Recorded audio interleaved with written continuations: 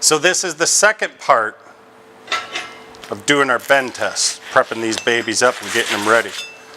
We showed you how to cut the bevels on the plates. We showed you how to remove the mill scale. We showed you how to tack them up. Now we're going to talk about the next steps to prep these plates up and get them ready for bending. And this is an important one called grinder usage.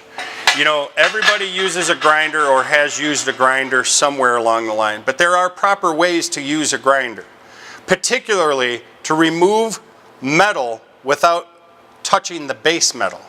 So I'm going to show you how to do this on this piece. We've welded up our piece, right? And you'll get this welded up, you'll take it to your instructor for inspection, and they'll measure the height and the undercut and all the discontinuities, and then they'll say, okay, go prep it up. So here's what we're going to do next. I'm going to show you how to use this grinder to remove this weld.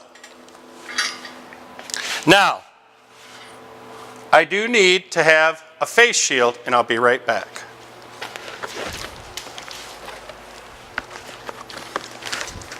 Because we're going to do some pretty heavy grinding on this, right?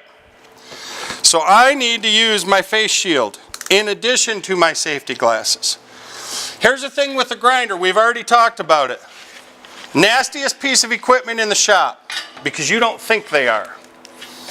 They put these big old handles on the sides of them for a reason, okay?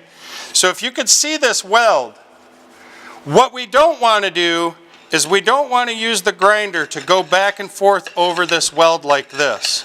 Because what will happen is it will dag into the base metal right before it hits the weld. It'll go up over the base metal, and when we hit the other side, it'll dag down into the base metal. So when we start grinding these, we want to grind against the weld so the weld marks are going this way, okay? I'm just going to do a little bit and show you what it looks like.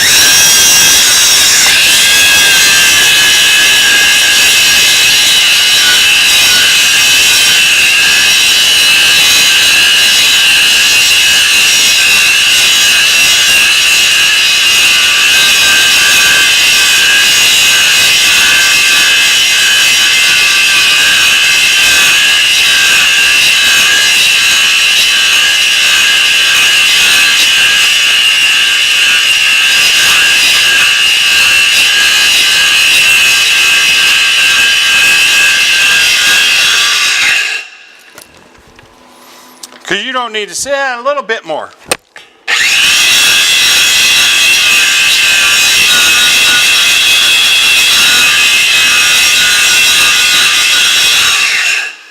You don't need to see me grind the whole weld. You get the idea. But what I want to do is take this whole weld and knock it down so it looks like that. It's just a little bit above the surface. We're going to do our finishing grinding in another way, but it's just a little bit above the surface. I'm going to knock this whole weld down, and I barely touch the base metal. No touching the base metal.